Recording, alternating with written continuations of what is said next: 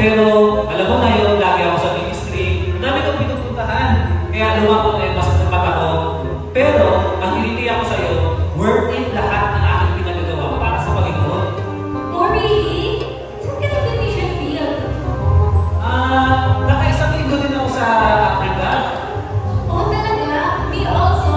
1 year ako nag-spend ng mission trip ko sa Africa. Nakakagawa ngayon kasi mas nakilala ko si Jesus dun sa Africa.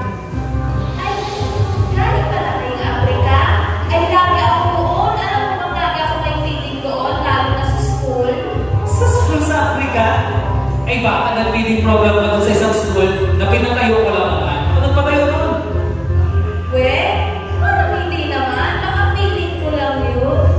Ay, ganun talaga. Siyempre, ayoko naman magpayabang.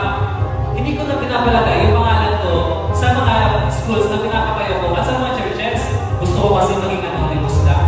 Alam mo, same tayo. Mas gusto ko yung maging anonymous na lang. Pero, pag nasa tuwain ka talaga, pag marami kang tinutulungan, hindi mo maiiwasan na hindi ka makilala at maging kilala at maging sikat. Alam mo, ganito lang yan, makinig kayo. Alam niyo bang marami akong pinagawang mga hospital sa Africa? Kasi nga, I care for the body and the soul. Ayos yan. Pero hindi ko na kailangan ng simbahan para makaligtas ako ng kaluluwa. Dahil ako mismo. Nandun ako sa taas ng mundo nangangaral. Kagaya ng ginawa ni Jesus. Sa taas ng bundok? Pero bumaba ka ng bundok para malaman mo ang tunay na kailangan ng mga tao. Tulad ko, lagi ako dun sa baba ng bundok. Kaya lagi, alam ko ang kailangan ng mga tao. Wow, parang alam mo naman talaga kailangan ng tao. Alam mo, si Jesus at ako, kung sa tabi niya, pati-pati ng tabi niya eh. Lagi kayo magkasama ni Jesus. Tumigil nga kayo. Ang ano nyo naman, dami-dami yung sinasabi. Sure naman ako na hindi nyo naman talaga kilala si Jesus.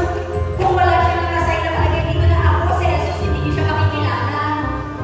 Nagbibiro ka ba? Alam mo ba na mas marami akong kaluluwa na ipadala o napalapit kay Jesus kaysa kay Jesus mismo? Ang dami ko talaga na pabinyagan at turuan. Uy, tumigil nga kayo. Ano pinagsasabi nyo? Eh, hindi naman kayo makakagawa ng mga ministry kung wala ako. Jesus! Anong ginagawa mo?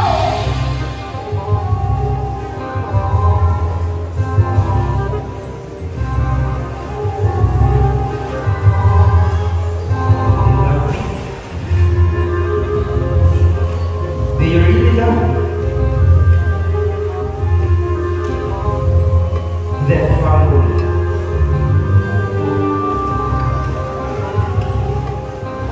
Isaiah 5:15, at ang mga tao ay pinaliyo ko, at ang mga kapangyarihan ng tao ay pinapagkumbaba, at ang mga mata na nagmamataas ay pinapagkumbaba.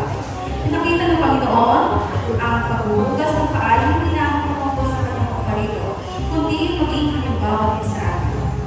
Sabi sa John 13, verse 14-15, kung ang Panginoon at Guro ay naghugas ng inyong mga paa, kayo naman ay nararapat din maghugasan ng mga paa sa isa't isa, sapagkat kayo'y binigyan ko ng halimbawa upang gawin naman ninyo ayon sa ginawa ko sa inyo. Tiniwanag ng Panginoon na ang pagkakaroon ng mapagkumbabang sa loobin ang meron dapat tayo habang tayo nag-ipag-ugnayan sa iba. Sabi sa Philippians 2, verse 3-4, na huwag ninyong gawin ang anumang sa pamamagitan ng kapi o sa pamamagitan ng pagpapalalo, kundi sa kababaan ng pag-iisip, na italagay ang bawat isa ang iba na lalong mabuti kaysa sa kanyang sarili. Huwag natin tingnan ang bawat isa sa inyo sa kanyang sarili, kundi ang bawat isa naman ay sa iba't iba. Kagaya ng ating Panginoon hanggang mapagkumbaba sa anong tao, upang paglingkuran ang mga disipulo sa pamamagitan ng paghugas ng kanilang mga paa at namatay sa krus para sa atin. Mga kapatid, tayo bilang kanyang tagapagsunod, ating isang tabi ang ating mga sariling pangalan, kundi magkaroon ng pagnanasa at hanapin ang ikabubuti ng ating kapwa. Tayo ay